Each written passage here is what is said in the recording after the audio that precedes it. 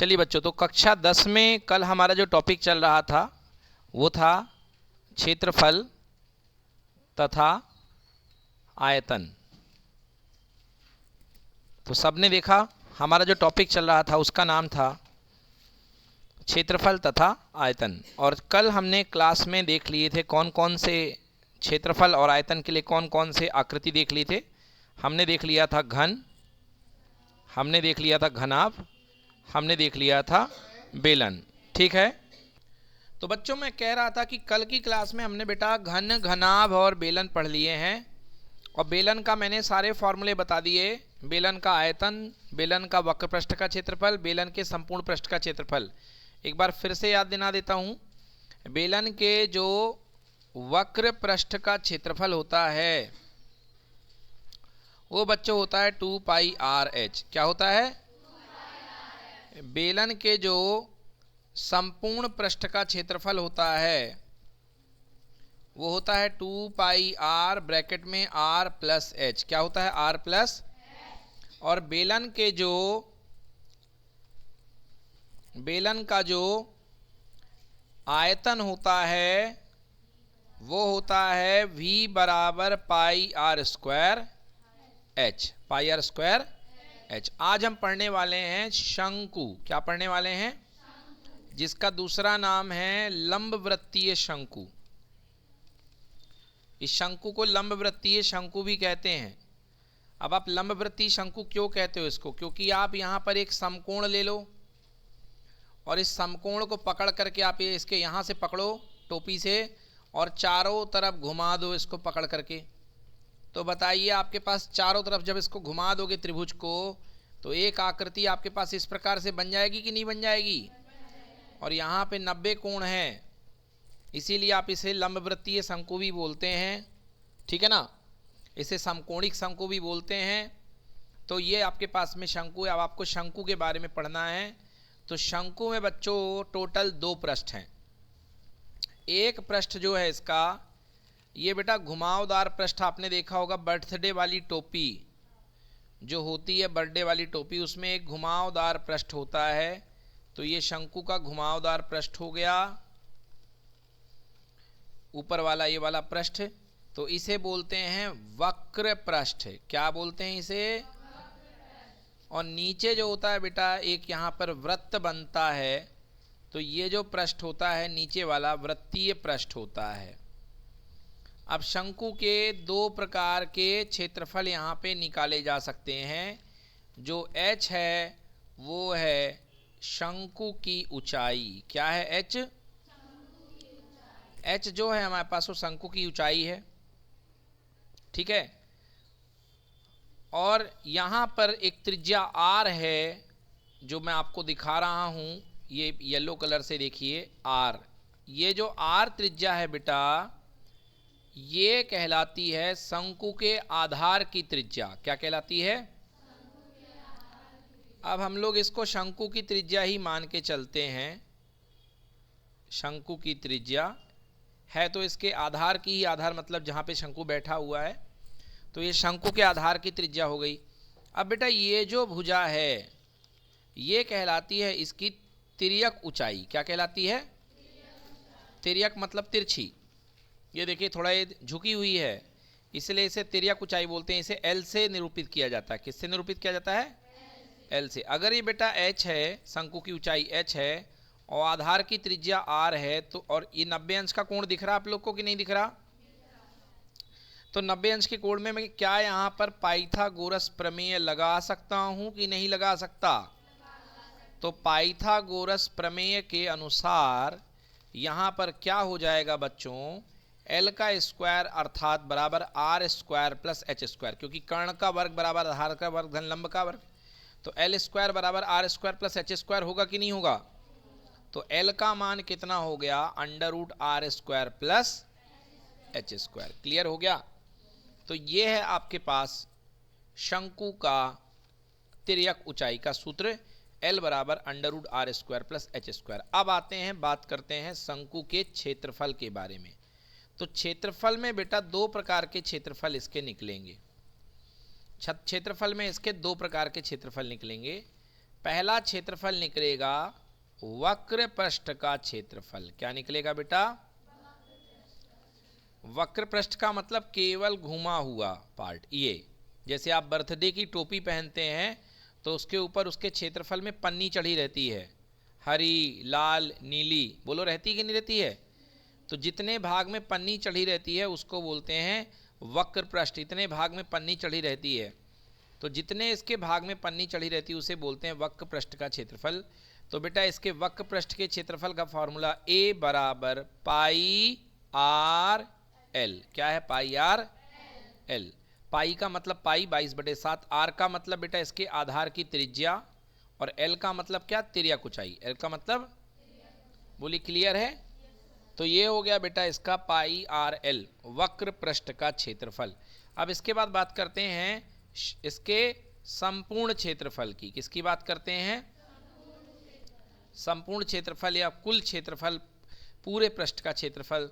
तो आपको बताया था मैंने कि यदि शंकु जो है बंद है, नीचे से भी बंद है, एक तरीके से मोम का आपने शंकु बनाया है, तो आप जो है इस पर कहाँ कहाँ कलर कर सकते हैं, जितनी जगह पे आप इसमें रंग पोत सकते हैं वही क्षेत्रफल होता है ना? तो आप बाहर कलर कर सकते हैं और इस जगह पे भी आप कलर कर सकते हैं। तो बाहर का क्षेत्रफल तो वक्र पृष्ठ हो गया पाई आर एल। क्या हो गया? और ये वृत्ताकार है तो वृत्त का क्षेत्रफल होता है पाई आर स्क्वायर। क्या होता है? पाई आर। तो कुल जो टोटल सरफेस एरिया, जो बंद पृष्ठ का क्षेत्रफल, कुल पृष्ठीय क्षेत्रफल आएगा वो आएगा pi r square plus pi r l. यहाँ से आप देख रहे हैं कि पाई आर कॉमन है, क्या बचेगा? Are plus L. नोट कर लें। तो ये है आपके पास कुल क्षेत्रफल, आर, पाई का r common, r plus l, वर्ग इकाई, वर्ग इकाई, इतना क्षेत्रफल आपके पास में बन जाएगा।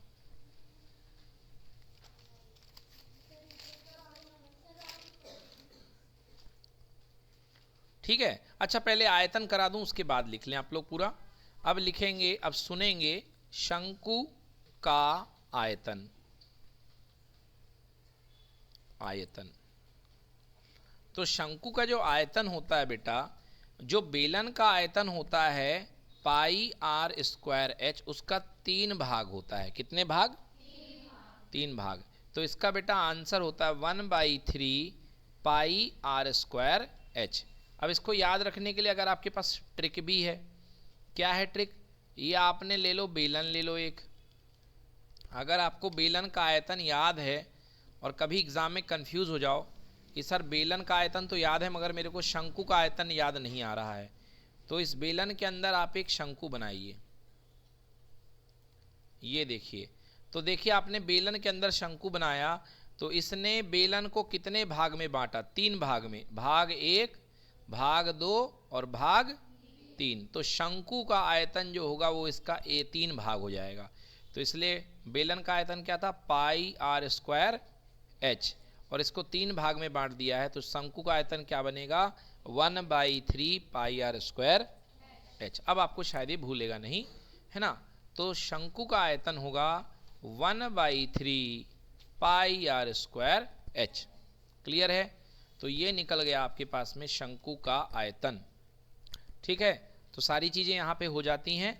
हमारे एनसीईआरटी चैप्टर में बस इतनी ही चीज़ें हैं। घन है, घनाभ है, बेलन है, और क्या है? शंकु है। क्या है ये? शंकु है। एक और बचता है, गोला और अर्धगोला। चलिए, तो सबसे पहले मैं आपको बता रहा हूँ गोला। गोला को इंग्लिश में बोलते हैं स्फेयर। क्या बोलते हैं? स्फेयर बोलते हैं। तो ये देखिए, ये एक गोला है। ठीक है? गोले में, गोला जो होता है एक त्रिविमीय ज्यामिति है। ये आपको मैंने पेपर में बनाया है मगर ये पेपर में नहीं है, ये 3D में है। तो गोले की त्रिज्या है कैपिटल आर। क्या है बेटा? त्रिज्या कैपिटल आर। तो चलिए लिखते हैं सबसे पहले। अब गोले में तो पूरा पृष्ठ ही वक्र पृष्ठ है, तो चाहे आप इसे गोले का वक्र पृष्ठ कह लें, चाहे आप इसे गोले का क्या कह लें? वक्र पृष्ठ, या आप इसे गोले का संपूर्ण पृष्ठ कह लें, बात एक ही है। क्योंकि गोले में पृष्ठ ही घुमा हुआ है पूरा, कोई अलग दो दो पृष्ठ नहीं है कि इसमें वक्र अलग बनेगा और संपूर्ण पृष्ठ अलग बनेगा, एक ही तो पृष्ठ है गोले का। तो गोले के संपूर्ण पृष्ठ का या गोले के वक्र पृष्ठ का जो क्षेत्रफल आएगा बच्चों, वो होता है 4 पाई आर स्क्वायर। क्या होता है? बिल्कुल सही, ये होता है 4 पाई आर स्क्वायर। गोले के वक्र पृष्ठ का क्षेत्रफल या संपूर्ण क्षेत्रफल, इकाई क्या होगी? वर्ग इकाई, वर्ग इकाई, ये हो गया। अब बेटा बात करते हैं गोले के आयतन का। हम किसकी बात करने जा रहे हैं? गोले के आयतन का। तो बच्चों गोले का आयतन V बराबर, याद करें, 4/3 पाई आर क्यूब, 4/3 आर क्यूब। बेटा h कहाँ से आएगा? इसमें ऊंचाई तो होती नहीं ना, त्रिज्या बस तो होती है। तो 4/3 पाई आर क्यूब है ना, एच वेच नहीं आएगा, 4/3 पाई आर क्यूब। और इसकी इकाई बनेगी घन इकाई। क्या बनेगी? इकाई। देन इसके बाद अब गोले को अगर आपने बीच से काट दिया तो आपके पास बन जाएगा अर्धगोला। क्या बन जाएगा? जी हाँ, तो अब हम पढ़ने वाले हैं अर्धगोला। तो ये देखिए, जैसे आप तरबूज होता है पूरा गोल मटोल होता है, उसको आप यहाँ से काट देते हैं तो तरबूज आधा बन जाता है और यही कहलाएगा आपके पास में अर्धगोला। अब अर्धगोले में दो प्रकार के पृष्ठ हो जाएंगे। एक पृष्ठ ये जो है ये कहलाएगा वक्र पृष्ठ। क्या कहलाएगा? और ये जो नीचे वाला हिस्सा रहेगा, आपने तरबूज को काटा है तो रेड रेड कलर का हिस्सा किस फॉर्म में रहता है? वृत्त फॉर्म में। तो ये बनाएगा वृत्तीय पृष्ठ। क्या बनेगा बेटा? समझ में आया कि नहीं आया? तो सबसे पहले मैं अर्धगोला, यहाँ पे चल क्या रहा है? अर्धगोला। तो सबसे पहले मैं अर्धगोले का वक्र पृष्ठ लिखूंगा। तो क्या लिखने जा रहा हूँ? अर्धगोले का वक्र पृष्ठ। मैं लिखने जा रहा हूँ अर्धगोले का वक्र पृष्ठ। तो बच्चों अर्धगोले का जो वक्र पृष्ठ बनेगा वो कितना बनेगा? देखो पूरे गोले का क्या था? 4 पाई आर स्क्वायर। तो आधे गोले के लिए आधा कर दूं तो आंसर क्या हो गया? 2 पाई आर स्क्वायर वर्ग इकाई। बोलो सही है? तो ये अर्धगोले का वक्र पृष्ठ हो गया। ठीक है, अर्धगोले का। अब अर्धगोले का वक्र पृष्ठ बता दिया मैंने। अब मैं आपको बता रहा हूं अर्धगोले का संपूर्ण पृष्ठ।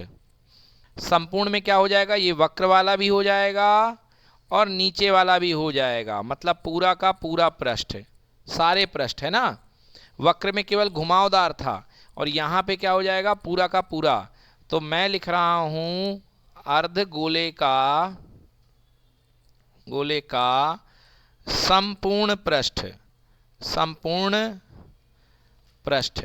तो अर्धगोले का संपूर्ण पृष्ठ आपको निकालना है। कैसे निकालेंगे? देखिए, तो ऊपर का वक्र पृष्ठ है 2 पाई आर स्क्वायर, बोलो है कि नहीं है? और नीचे का क्या वृत्त बन रहा है? वृत्त का क्षेत्रफल क्या होता है? पाई आर स्क्वायर। तो एक पाई आर स्क्वायर आप ये जोड़ दीजिए, तो पाई आर स्क्वायर जोड़ देंगे तो उत्तर क्या आएगा? 3 पाई आर स्क्वायर। क्या हो गया? 3 पाई। ये है अर्धगोले का संपूर्ण पृष्ठ। ये है अर्धगोले का संपूर्ण पृष्ठ। अब आता है अर्धगोले का आयतन। अर्धगोले का आयतन, ठीक है ना। तो अर्धगोले का आयतन, तो अर्धगोले का आयतन बेटा देखो, पूरे गोले का आयतन क्या था? 4/3 पाई आर क्यूब। तो अर्धगोले के लिए क्या कर देंगे? इसका आधा। क्या कर देंगे? इसका। तो 2 से कट जाएगा 4 कितने बार? 2 बार। तो उत्तर क्या बनेगा? 2/3 पाई आर क्यूब। समझ गए? घन इकाई। क्लियर हुआ? तो ये बन गया अर्धगोले का आयतन। समझ में आ गया? अर्धगोले का आयतन। चलिए एक चीज और इस चैप्टर में बाकी रहती है। जब भी बेटा आप एक ठोस को, जब आप एक प्रकार के ठोस को दूसरे ठोस में बदलते हो, जब आप एक प्रकार के ठोस को दूसरे ठोस में बदलते हो तो क्या बदलता है? तो आयतन बदलता है। क्या बदलता है? आयतन बदलता है। मतलब आयतन वही रहता है, बस एक रूप से आयतन दूसरे रूप में ट्रांसफर हो जाता है। मतलब दोनों के आयतन बराबर होंगे, दोनों के आयतन क्या होंगे? बराबर। अब कैसे समझो बच्चों, तुम्हारे पास बहुत सारी छोटे छोटे छोटे छोटे मोम की गोलियां थीं, छोटी छोटी क्या थी? मोम की गोलियां थीं। अब इन गोलियों को पिघला करके बेटा, यह एक मोम का बड़ा गोला था, अभी गोली मत लो नहीं कंफ्यूज हो जाओगे, एक मोम का बड़ा गोला था, ये बड़ा गोला है मोम का, इसकी त्रिज्या है आर, इसकी त्रिज्या क्या है? आर। और इसको पिघला करके तुमने एक शंकु बना लिया। क्या बना लिया? शंकु बना लिया। तो ये शंकु बना लिया, शंकु की ऊंचाई है h और शंकु की त्रिज्या है कितनी? x। कितनी त्रिज्या है? x है ना, ऊंचाई है h, शंकु की त्रिज्या है x। तो सवाल ये है कि देखो क्या हुआ, यहां का पूरा मोम पूरा के पूरे इसमें चला गया कि नहीं चला गया? चला गया ना। तो मोम की मात्रा कहां पर थी? आयतन के अंदर थी। कहां थी? जैसे हवा जगह घेरती है वैसे मोम पूरी जगह घेर के बैठी थी, तो पूरी अंदर की मोम जो है इसके अंदर चली गई। तो आप लिख सकते हो यहां पे, क्या लिखोगे? गोले का आयतन, गोले का आयतन बराबर शंकु का आयतन। बराबर किसका आयतन? शंकु का आयतन। क्योंकि आयतन की मात्रा उतनी है, बस शेप बदल गया है, जितना मोम था उतना ही था, हाँ या ना। जैसे एक जग है आपके पास में, एक जग में 1 लीटर पानी है, अब उस 1 लीटर पानी को आप छोटे छोटे गिलास में भर देते हो, तो पहले का पानी और बाद का पानी की मात्रा सेम है कि अलग अलग है? सेम है ना। बस आपने क्या किया, ज़्यादा मात्रा को कम कम कम कम कम कम में बांट दिया, मगर आयतन पहले भी 1 लीटर था और बाद में भी कितना है? 1 लीटर। तो गोले का आयतन पहले कितना था? 4/3 पाई आर क्यूब, और शंकु का आयतन क्या हो चुका है? 1/3 पाई आर नहीं है, एक्स है, आर नहीं है, क्या है? इसकी त्रिज्या मैंने एक्स ली है, एक्स स्क्वायर इंटू कितना? एच। तो ऐसे सूत्र आपको लगाना पड़ेगा, एक आकृति का आयतन दूसरे आकृति के आयतन के क्या हो जाएगा? बराबर। क्या हो जाएगा? तो हमारे सिलेबस में नई चीज इस बार यही है कि हम एक आयतन को दूसरे आयतन में बदलेंगे। चलिए अब इसको नोट कर लीजिए।